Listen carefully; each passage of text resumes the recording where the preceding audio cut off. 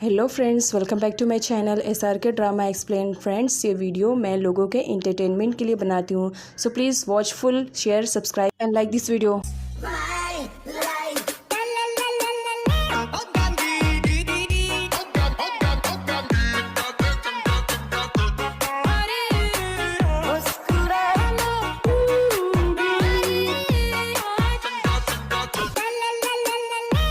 Part की starting मानती से होती है, जो दाके कंपनी में आ रही थी। तब वो देख लेती है कि कार में उसी की कंपनी के बाहर थिप बैठा हुआ है। वो कहने लगती है, सच में कितना ज़्यादा चीप है। थिप अपनी सिस्टर से बात करता है और उसे अमाउंट का लालच देते हुए दा के केबिन से कुछ चुराने के लिए कह रहा होता है, जिस पर उसकी सिस्टर रेडी हो जाती है। अगली सीन में दिखाया जाता है, थिप के कहने पर उसकी सिस्टर दा की कंपनी में जाती है और उसकी केबिन से सील चुरा लेती है, लेकिन वापस आते वक्त वो अनफॉर्चुनेटली टकरा जाती है मानती से। अब मानती उसे कहने लगती है, क्या दिखाई नहीं दे रहा कि मैं यहाँ से जा रही हूँ। खैर, यहाँ पर दिखाया जाता है थिप की सिस्टर को वो कोई सीन क्रिएट ना करते हुए एनवलप उठाती है और वहाँ से चली जाती है, जिस पर मानती गुस्सा करने लगती है। इतनी घमंडी है कि सॉरी तक कभी इसने नहीं कहा। किसी दिन सच में इसे 2-3 स्लैप तो लगा कर ही रख दूंगी, तब इसे समझ में आएगा कि मैं कौन हूँ।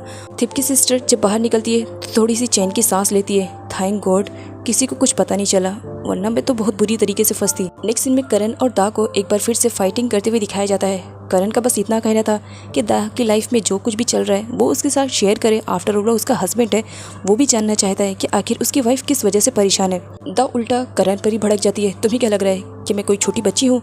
क्या मेरी लाइफ में जो कुछ भी चल रहा है मुझे समझ में नहीं आ रहा है? या अगर मेरी लाइफ में कुछ प्रॉब्लम है तो क्या मैं उन्हें सॉर्ट आउट नहीं कर सकती हूँ? मुझे तुम्हारी हेल्प की ज़रूरत नहीं है।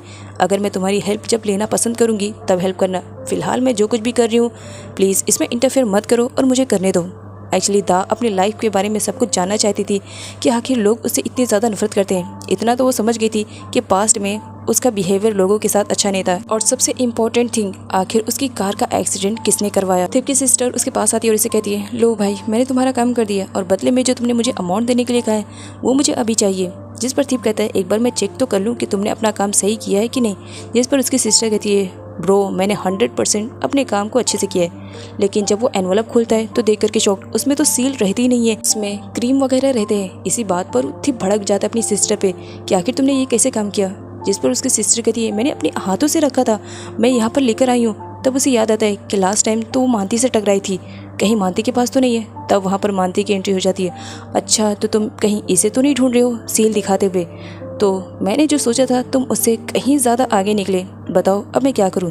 दा को जा करके सारी सच्चाई बता दूं कि किस तरह भाई बहन मिल करके कंपनी को हड़पना चाहते हो। इस बात पर मानती और थिप के सिस्टर में फाइटिंग होने लगती है, लेकिन थिप दोनों को शांत करवाता है। थिप मानती को अपने साथ लेने की बात करता है, मानती मना करती है, जिस पर थिप उसे इमोशनली ब्लैकमेल करता है। अब वो क्या ब्लैकमेलिंग है जिसकी वजह से मानती भी रेडी हो गई, ये तो आगे की वीडियो में देखते हैं। अगले सीन में क्रिट और नापा को एक साथ दिखाया जाता है। नापा हॉस्पिटल से डिस्चार्ज हो चुकी है, लेकिन क्रिट अभी भी उसकी केयरिंग कर रहा है। क्रिट यहाँ पर किसी भी तरह नापा की माइंड को थोड़ा सा चेंज करना चाहता था, इसी वजह से वो उसे गिटार बजाना सिखा रहा होता है। जिस पर नापा कहती है, मैंने तुम्हारे बजाने के अंदाज को सुना है, तुम इसमें एक्सपर्ट हो, लेकिन शायद मैं ये नहीं कर पाऊंगी क्योंकि मुझे बिल्कुल भी नहीं आता है, और अगर मैंने ऐसा किया तो तुम हंसोगे क्योंकि मुझे सही से इसे प्ले करना नहीं आएगा। जिस पर क्रिट कहता है, वो तो ज़रूर, मैं तो हंसूंगा क्योंकि मैं इसमें एक्सपर्ट हूँ, बट कोई बात नहीं, मैं तुम्हें ट्रेनिंग दे सकता हूँ और मुझे पूरा यकीन है नापा पे कि वो बहुत जल्द इसे सीख लेगी। क्रिट यहाँ पर नापा को ट्रेनिंग दे रहा होता है। दा देख कर के स्माइल कर रही होती है। नैनी से पूछती है कि वो स्माइल क्यों कर रही है। दा ऐसा प्रिटेंड करने लगती है मानो कुछ भी नहीं हुआ। सर्वेंट नापा और क्रिट को एक साथ देख करके उनके बारे में बातें कर रही होती है। दा ऐसा प्रिटेंड करने लगती है कि नापा की बात की वजह से वो एंग्री मोड में आ गई है। वो जब सर्वेंट के हाथ में अपनी हील्स देखती है तो वो कहती है, ये मेरा आउटफिट नहीं है, मुझे ये नहीं चाहिए, मेरे लिए दूसरी हील्स लेकर आओ, वो भी अच्छी वाली, जल्दी जाओ। ऐसी हील्स मैं बिल्कुल भी नहीं पहनती हूँ और ये मेरे आउटफिट पे बिल्कुल भी मैच नहीं करेगा। जितनी जल्दी हो सके मेरी जाकर के हील वापस लेकर आओ, नहीं तो जॉब से फायर कर दूँगी। लेकिन साथ ही वो दा और क्रिट को देख करके स्माइल कर रही होती है, क्योंकि क्रिट का साथ मिलने की वजह से अब नापा धीरे धीरे थिप के बारे में सोचना कम कर रही थी। नेक्स्ट सीन में क्वान और मानती को दिखाया जाता है। दोनों ही एक अच्छी मॉडल है, इसी वजह से कंपनी के रिलेटेड कोई इवेंट होने वाला है जिसमें उन दोनों को पार्टिसिपेट करना है और दोनों ही की तैयारियां जोरों शोरों पे चल रही होती है। दा भी उनकी कैट वॉक वाली ट्रेनिंग देखने के लिए आती है। तब वो उनसे कहती है, क्या इसे कैट वॉक कहते हैं? क्या मॉडल ऐसे होते हैं? क्या तुम्हें ऐसा रैंप करना चाहिए? बिल्कुल भी नहीं। मॉडल क्या होती है, उसका चलने का अंदाज़, उसके ठहरने का अंदाज़ मुझे तुम दोनों में दिखाई नहीं पड़ रहा है। जिस पर थी कहता है एक बार तुम्हें भी ये ट्राई करना चाहिए, हो सकता है तुम्हारा बेस्ट हो जाए। अब यहाँ पर दा को दिखाया जाता है वो लोगों को नीचा दिखाने का मौका बिल्कुल भी नहीं छोड़ती है। मानती गुस्से में आ जाती है और वो दा को पुश करते हुए वहाँ से जाती है। अब कंपटीशन स्टार्ट होता है क्वान और दा के बीच में। दोनों ही अपना अपना कैटवॉक कर रही होती हैं और अपने जलवे बिखेर रही होती है।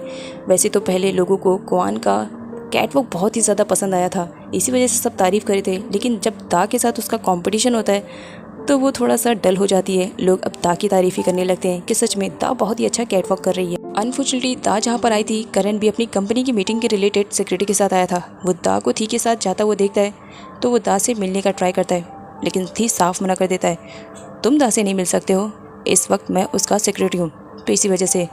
और हाँ, अभी दा बहुत ही ज़्यादा बिजी है, अभी उसका मेज़रमेंट भी तो मुझे लेना है, तो तुम यहाँ से जा सकते हो। और मुझे नहीं लगता कि दा इस वक्त तुमसे मिलने में इंटरेस्टेड है। ये बात सुनते ही करण को गुस्सा आता है कि ये मेरी वाइफ का मेजरमेंट लेगा। इसी वजह से उन दोनों के बीच में फाइटिंग स्टार्ट हो जाती है। उन्हें रोकने के लिए दा को बाहर आना पड़ता है। दा दोनों की फाइटिंग को स्टॉप करती है और दोनों को दूर दूर करती है। साथ ही वो करण से कहती है, क्या डेवल बन गए हो क्या, सबकी जान लेते बैठोगे क्या। जिस पर करण कहता है इसकी ये बोलने की हिम्मत कैसे हुई कि वो मेरी वाइफ का मेजरमेंट लेगा।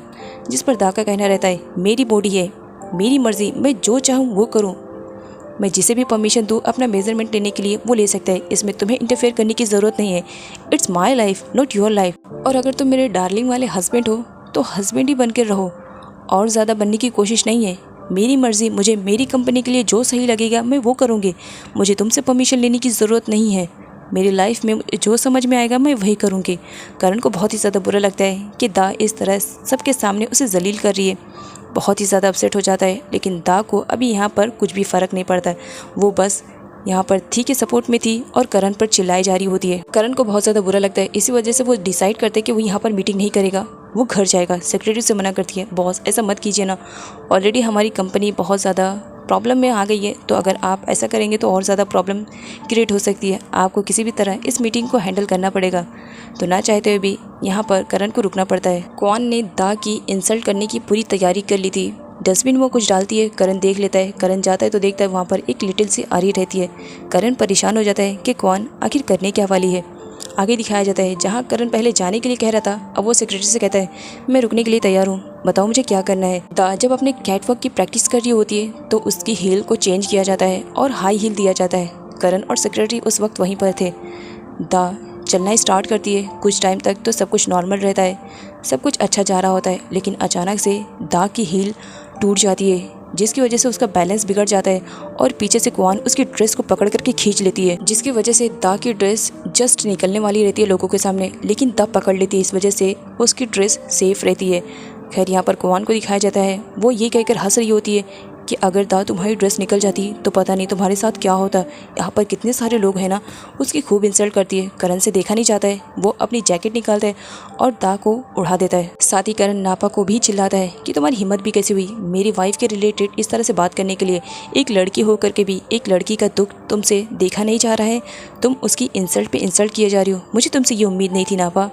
और दा को लेकर के वहाँ से चला जाता है। अगली सीन में थी को दिखाया जाता है जो बहुत ज़्यादा गुस्से में रहता है। वो क्वान को घसीट कर रूम में लेकर आता है और उस पर चिल्लाने लगता है, तुम्हारी हिम्मत भी कैसे हुई दा की हील्स को कट करने के लिए, तुम्हारी वजह से उसका बैलेंस बिगड़ा, हील टूटने की वजह से वो गिर गई, बस प्रे करो कि वो जल्द से जल्द ठीक हो जाए और दोबारा इवेंट में इन्वॉल्व हो जाए, अगर ऐसा नहीं हुआ तो हमारा पूरा का पूरा प्लान चौपट हो जाएगा।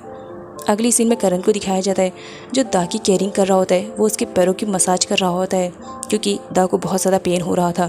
दा उठ करके वहाँ से जाने का ट्राई करती है, लेकिन पैर में मोच आने की वजह से वो सही से चल भी नहीं पा रही थी। करण उसे रोकता है, डार्लिंग अभी तुम्हारे पैर में जस्ट चोट लगी है और तुम इस तरह से चलोगी तो बताओ फिर चोट कैसे ठीक होगी, बेटर रहेगा तुम आराम से बैठो, मुझे केयरिंग करने दो। जिस पर दा कहती है, इतना ज़्यादा स्वीट बनने की ज़रूरत नहीं है हस्बैंड, और डार्लिंग मुझे मालूम है कि तुम किस टाइप के हो, मेरी प्रॉपर्टी और मनी चाहिए ना, देखो ऐसा बिल्कुल भी नहीं है, सारे लोग मेरे पीछे इसी वजह से पड़े हैं, तुम भी पड़े हो, मुझसे दूर हो जाओ, इसी में तुम्हारी भलाई रहेगी, वरना हो सकता है मैं तुम्हें भी बर्बाद कर दूँ। जिस पर करण कहता है, मुझे कोई फ़र्क नहीं पड़ता है, मैं बस इतना चाहता हूँ कि मैं मेरी डार्लिंग की केयरिंग करूँ। दा जाने का ट्राई करती है लेकिन करण उसे नहीं जाने देता है। दा इमोशनल हो जाती है और रोने लगती है।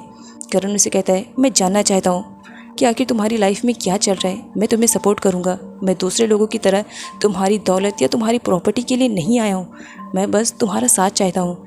क्या पास्ट की सारी बातें भुला करके हम लोग अपनी एक नई लाइफ को स्टार्ट कर सकते हैं? करण की बातें सुनने के बाद दा का दिल इस बात के लिए एग्री हो जाता है कि उसे एक बार करण को मौका देना चाहिए। अगले सीन में करण के डैड को दिखाया जाता है जो कि गोल्फ खेल रहे होते हैं। करण पीछे से आता है। बेचारा बहुत ही ज़्यादा खुश था कि डांस किए जा रहा होता है। अपनी जैकेट निकाल करके उसे घुमा घुमा करके डांस कर रहा होता है, जिसे देख करके डैड बहुत ही ज़्यादा खुश हो जाते हैं। ओह माय गॉड, मेरा सन आज इतना ज़्यादा खुश है, ज़रूर कुछ ना कुछ तो बात है। और मुझे लग रहा है जहाँ तक बात दा की है।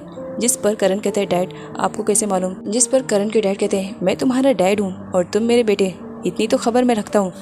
करण यहाँ पर अपने डैड को बताता है कि मैं और दा एक साथ न्यू लाइफ को स्टार्ट करना चाहते हैं। इसी वजह से कुछ टाइम के लिए हम लोग एब्रॉड जा रहे हैं। डैड बहुत ही ज़्यादा खुश हो जाते हैं और कहते हैं तुम लोग जितनी जल्दी हो सके वहाँ चले जाओ, लेकिन हाँ मेरी बातें ज़रूर याद रखना, मुझे लिटिल करण चाहिए। करण अपने डैड से कहता है डैड मैंने तो सोचा था कि आप भी साथ में चलेंगे, चलिए हमारे साथ में, बहुत ज़्यादा अच्छा रहेगा। जिस पर डैड मना करते हैं मैं भला वहाँ पर जाकर के क्या करूँगा, तुम दोनों जाओ एंजॉयमेंट करो और मैं घर पर रेस्ट करूँगा। जिस पर करण कहता है फिर इनकेस अगर आपकी कंडीशन ख़राब हुई तो? जिस पर डैड कहते हैं मुझे क्या होना है, अभी मैं बहुत ही ज़्यादा यंग हूँ और जब तक मैं अपने ग्रैंडसन का मुंह ना देख लूँ तब तक मुझे कुछ नहीं होने वाला है। इसी वजह से इस बारे में तो बिल्कुल सोचना नहीं कि तुम्हारे डैड को कुछ होएगा। तुम्हारे डैड बहुत ही ज़्यादा हैप्पी हैं अगर तुम उन्हें एक लिटिल करण देते हो। और हाँ बेस्ट ऑफ लक, तुमने मेरी बात का मान रखा। अगले सीन में करण को दिखाया जाता है वो तो बस रात गुजरने का इंतज़ार कर रहा होता है ताकि फ़ोटो देख करके कि बस जल्दी से ये रात गुजरे और सुबह है, उसके बाद मैं दा से मिलने जाऊंगा और उसके बाद हम दोनों एब्रॉड जाएंगे कुछ टाइम के लिए। और दा की भी सिचुएशन कुछ इसी टाइप की रहती है। क्या सच में इन दोनों के बीच में सब क्लियर होने वाला है या और ज़्यादा मुसीबतें इन दोनों की लाइफ में आने वाली है? ये जानना है तो देखते रहिए SRK ड्रामा एक्सप्लेन।